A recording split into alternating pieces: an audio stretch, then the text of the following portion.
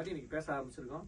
So sir, உங்களுக்கு டாக்டர்னு கூட சார்னு கூப்பிடுவேன். நீங்க டாக்டர்னே கூப்பிடுவா? யோகா மாஸ்டர் உங்களை எப்படி கூப்பிடுவாங்க மத்தவங்க? எல்லாரும் எங்க வந்து யோகா மாஸ்டர் கூப்பிடுவாங்க. யோகா மாஸ்டர், நான் உங்களை மாஸ்டர் இல்ல, செல் தெரப்பி மருத்துவர்னு கூப்பிடுவாங்க. செல் தெரப்பி மருத்துவர், செல் தெரப்பி மருத்துவர். டாக்டர் முன்னாடி போடக்கூடாது. செல் தெரப்பி டாக்டர், செல் தெரப்பி டாக்டர் அப்படி கூப்பிடலாம். நான் வந்து உங்களை சார்னே டாக்டர்னே கூப்பிடுறேன், ஈஸியா இருக்கும். இப்ப எப்படின்னா நம்ம ஃபுட் ஹேபிட்ஸ் பத்தி எல்லாம் பேசணும். இந்த நிறைய பேருக்கு வந்து இந்த மன அழுத்தத்தை குறைக்கிறதுக்கு சிலதெல்லாம் பண்றாங்க. அதுல என்னெல்லாம் தப்பு பண்றாங்க ஆக்சுவலி? இதுல வந்து இந்த உங்களுடைய நவபாஷண இந்த பயிற்சி வந்து எந்த அளவுக்கு அவங்களுக்கு உதவியா இருக்கும்? இப்ப எல்லாருக்கும் மன அழுத்தத்தை குறைப்பதற்கு பல தியான முறை பண்ணினாலும் செயல்ல வரும்போது அவங்களுக்கு உடம்புல வந்து ஒரு ஜீவகாந்த திணிவு குறைபாடா இருக்கு. ஜீவகாந்த திணிவு உடம்புல பாடி எனர்ஜின்னு சொல்றாங்க இல்லையா, அந்த பாடி எனர்ஜி இல்லாதனால இது எப்படி நம்ம கடைபிடிக்கிறதுன்னு அவங்களுக்கு தெரியாம போயிருது. கத்துக்கிட்டாலும் மறந்துடுறாங்க, மறைந்து வந்துடுது. ஜீவகாந்த திணிவு எப்பயுமே நம்மகிட்ட இருக்கணும் இல்ல, இருந்துகிட்டே இருக்கிறதுக்கு ஒரு அவங்க அங்கங்க இருக்கிறவங்க செஞ்சுக்கலாம்.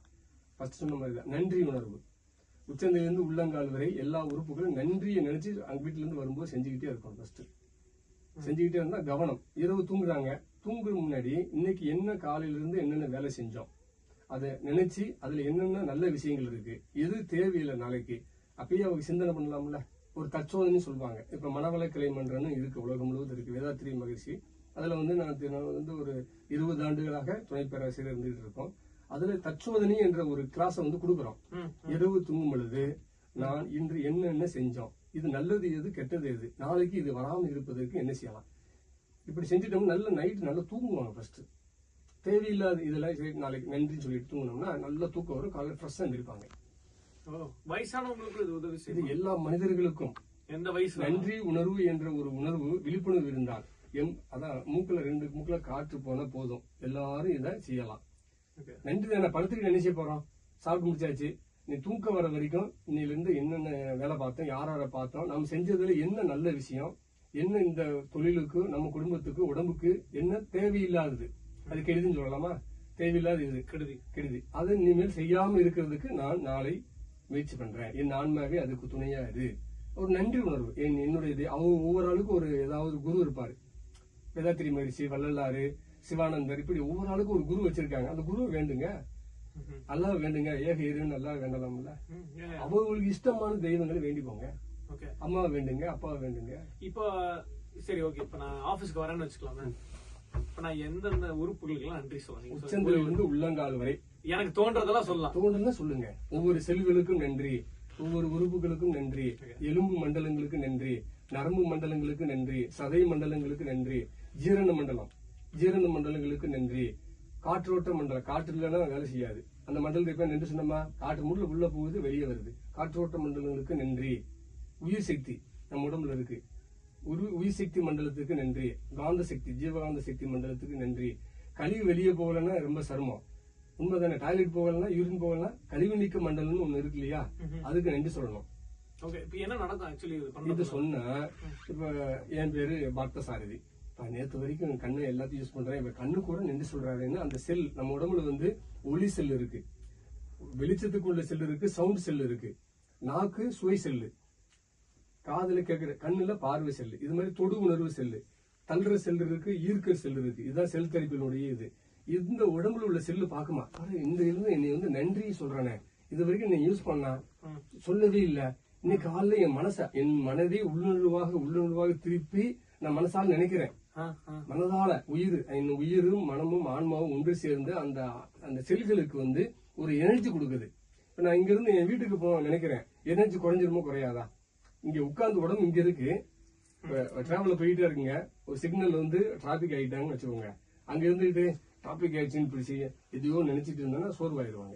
அதை விட்டுட்டு இப்ப டிராபிக்ல இருக்கும்போது நம்ம உடம்பு நினைச்சு இங்க இத்தனை பேர் எனக்காக பாதுகாப்பா இருக்காங்க அப்படின்னு நினைக்கலாம்ல. இது சுத்தி இருக்கிற வண்டி நல்ல பாதுகாப்பு, இது ஒழுக்க நெறியை வாழ்வதற்கு ஒரு சிக்னல் போட்டிருக்காங்க, நான் இந்த வழியை பயணம் பண்ணணும், நன்றி. அதுக்கு கட்டமைத்த அரசுக்கு நன்றி சொல்லலாம்ல. இந்த நன்றி சொல்லணும். உங்களுக்கு யாருக்கு நன்றி சொல்லணும்னு தோணுதோ சொல்லலாம். அது வந்து நம்மளோட உடம்புல இருக்க செல்லுக்கு ரீச் ஆகும். நம்ம உடம்புக்குள்ள ஃபர்ஸ்ட் நல்லது நடக்கும், ஒரு புத்துணர்ச்சி கிடைக்கும். அதுக்கு சொல்றதுக்கு வார்த்தையே இல்ல, அது அனுபவிச்சாதான் தெரியும். உங்களுக்கு பிடிச்ச ஒரு ஸ்வீட் தர்றாருன்னு வச்சுக்கோங்களேன், டேஸ்டா அவ்வளவு சூப்பரா இது மாதிரி டேஸ்ட் அவரு கொடுத்தாரு, அது கூட இல்லைன்னு சொல்றோம்ல, அது மாதிரி இது உள்ளுணர்வாக அவங்க நன்றி உணர்வுக்கு அந்த காந்த சக்தி தேவை. அதான் மேக்னெட்டிக் சொல்றாங்க. உண்மைதானே? Magnetic power. சோ அதனால ஜெனரலா நம்மள சுத்தி இருக்கிற விஷயங்களுக்கு எதெல்லாம் தோணுதோ இமிடியட்லி ஒரு நன்றியை சொல்லிடுறோம். நன்றி சொல்லணும். அதுக்கப்புறம் வந்து தேங்காய், வாழைப்பழம், பேரிச்சம்பழம், முந்திரி பருப்பு, பாதாம் பருப்பு, கொட்டைகள், என்னென்ன கொட்டைகள் இருக்கோ அதை நல்லா மென்று சாப்பிடணும், சுவைத்து ரசித்து சாப்பிடணும். அது ரொம்ப முக்கியம். அப்புறம் வீட்டுல சமைத்தாங்கன்னா காய்கறி கூட்டு வந்து பாதி சாப்பிடணும். காய்கறி நிறைய ஆயில் போட்டு சாப்பிடுறாங்க. அது இல்லாம இட்லி வேக வைக்கிற மாதிரி காய்கறி வேக வச்சு நல்ல டேஸ்டா தேவையான சுவைக்கு சேர்த்து சாப்பாடு பாதி இப்படி சாப்பிட்டு பழகணும். வீட்டுல இருக்கும்போது நல்லா இருக்கும். ஓகே, அதனால அதிக ஆயில் போட்டு சாப்பிடுறது இங்க பெரிய பிரச்சனை தான். நிறைய பேருக்கு அந்த ஒரு பிரச்சனை இருக்கு. நீங்க பேக் பண்ணி சாப்பிட சொல்றீங்க, வேக வச்சு சாப்பிட சொல்றீங்க. ஹோட்டல்லயே போய் சாப்பிட நினைக்கிறாங்க. வேக வைத்த உணவு என்னென்ன இருக்கும்? இடியாப்பம் இருக்கும்ல, புட்டு இருக்கும்ல, உப்புமா இருக்குல்ல, அதை சாப்பிட்டு பழகணும். ஆனா உப்புமா தொட முடியாது. அதே தேவையோ அவங்களுக்கு உடம்புக்கு எது ஒத்துக்கிட்டுதோ நல்ல சுவையான உணவு சாப்பிடணும். இவங்களுக்கு எல்லாம் வந்து ஒரு விழிப்புணர்வு வேணும். அந்த காந்த சக்தி பெருக்குவதை நாங்க ஜீவகாந்த பெருக்க நவபாசன மூலிகை தண்டம் வச்சிருக்கோம். அதை வந்து பிடிக்க நம்ம உடம்புல RNA DNA போய் வேலை செய்யும். அதான் இன்னும் கொஞ்சம் டீப்பா பேசினா நீங்க நிறைய பேசலாம் அப்படின்னு நினைக்கிறேன். கடைசியா வந்து மார்வல் படம் பார்க்கும் போது தான் காஸ்மிக் எனர்ஜி பத்தி எல்லாம் கேள்விப்பட்டேன் நானு. நீங்க வந்து நிஜமாவே அதை உள்ள இழுத்து உடம்புக்குள்ள இருக்கிற இம்யூனிட்டி இன்க்ரீஸ் பண்றதுக்கு என்ன வழின்னு எல்லாம் சொல்றீங்க. அண்ட் நீங்க போய் டாக்டர் பார்த்தசாரதியை மீட் பண்ணணும் அப்படின்னா just WhatsApp them 9965042543. ஸோ ஒரு மணி நேரம் கிடைச்சது உங்க கூட. நல்லா இருந்தது பேசுனது உங்ககிட்ட. நன்றி மகிழ்ச்சி, வாழ்த்துக்கள். நீங்க வந்து இந்த வாய்ப்பை ஏற்படுத்தி சென்ற உங்களுடைய 894 இந்த தமிழ் வானொலிக்கு நன்றி. இந்த அழகிய துபாய் மாநகரில் உள்ள நல்ல ஒரு உள்ளங்கள், தமிழ் உள்ளங்களுக்கும் உலகளாவிய சகோதர சகோதரிகளுக்கும் நன்றியை தெரிவித்துக் கொள்கிறோம். நன்றி, வணக்கம். நன்றி. நாங்க வந்து இப்ப நன்றின்னு பாட்டே போட போறோம் பாருங்க உங்களுக்காக. கோ மீட் ஹிம். அண்ட் நிறைய பேருக்கு நிறைய பிரச்சனைகள் இருக்கலாம், அதை தீர்க்கறதுக்கு ஒரு வழி இருக்கு. இன்னைக்கு இதுவும் ஒரு வழி அப்படிங்கறது தெரிஞ்சு போச்சு. So thank you. நன்றி. Thank you so much.